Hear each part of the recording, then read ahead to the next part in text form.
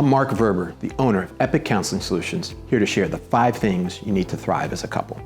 Number 1, prioritize the 3 Rs. The 3 Rs are being receptive, responsive, and repetitive.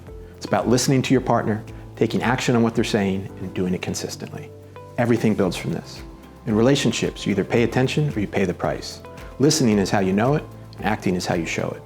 However, consistency is what's most important, because with consistency comes confidence. Confidence in each other, the relationship, and the future. Confidence creates the capability to turn inevitable challenges into insignificant speed bumps. The 3 Rs are what it takes to be a good partner. The beauty of relationships is that 2 good partners make for 1 great relationship. Number 2, create moments of intention. It goes without saying that spending time together as a couple is essential. Without it, the rest of this list is a moot point. However, carving out time together is one of the biggest obstacles that couples face. We can't wait for time, we have to create time. Time together is the oxygen that sustains relationships. We can't hold our breath all week and expect to catch up on the weekend. Vacations and date nights are great, but they aren't always going to happen. Finding time can be like trying to put a jigsaw puzzle together when the pieces simply don't fit. But sometimes we just need smaller pieces. The goal is to create moments of intention that serve as reliable relationship touchstones. This can include rituals of connection seamlessly incorporated throughout your day, as well as scheduled times that can be short as long as they are set in stone. If you don't have time for a meal together, perhaps coffee. If not a hike, then a short jaunt around the neighborhood. If not a long conversation, then at least a phone-free 15 minutes to download the day. In relationships, being efficient isn't always productive. Creating small but meaningful moments of intention forces you to slow down, but allows you to go further. Number 3, have difficult conversations. I know what you're thinking. Difficult conversations don't sound very appealing. Shouldn't we be trying to have easier conversations? Easy is great when you can get it, but if they're all easy, we're missing something. If you sweep enough under the rug, eventually you're going to trip over it. The good news is that difficult conversations lead to easier relationships. Successful relationships don't avoid difficult conversations, they take advantage of them. It starts with timing. If it's a bad time for either partner, it's not going to go well. Don't feel pressured to have a difficult conversation right away or all at once, as long as you commit to having it. It's better to go to bed angry than really angry.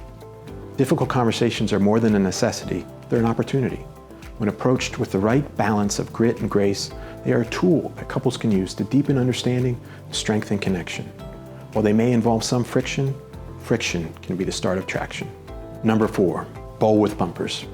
Relationship strain is inevitable. The negative impact it can have is not. Successful marriages find a way to address concerns, correct miscommunication, and repair hurt feelings quickly and effectively. I call this bowling with bumpers. You're not going to bowl strikes every time, but the ability to repair is like having bumpers so couples can miss the mark and still bounce back without landing in the gutter. When your partner is upset, it should be your number 1 priority. However, in the midst of conflict, we have the least amount of perspective, compassion, and reason. We overcome this by how we prepare in advance and repair afterwards. So don't wait to repair. Waiting for the perfect time or words usually leads to lots of waiting and few perfect words. Be the first to flinch.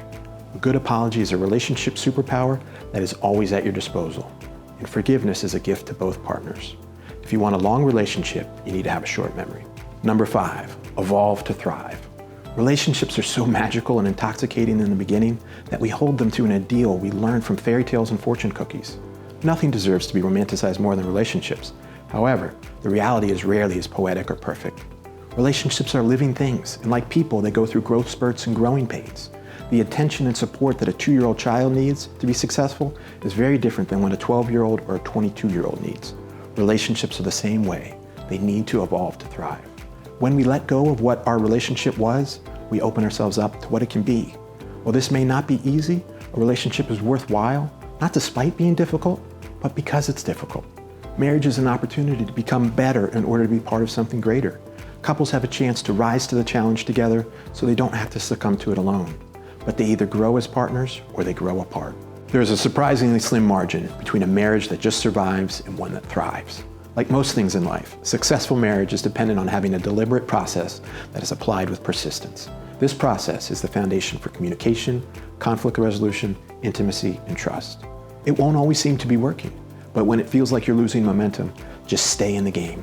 Don't fall into the trap of being a commentator or a coach for your own relationship. When you're on the field as a co-captain alongside your partner, you're able to lead by example and love without exception. Nobody does these 5 things perfectly all the time. Fortunately, you don't need to, because good enough beats not enough every time.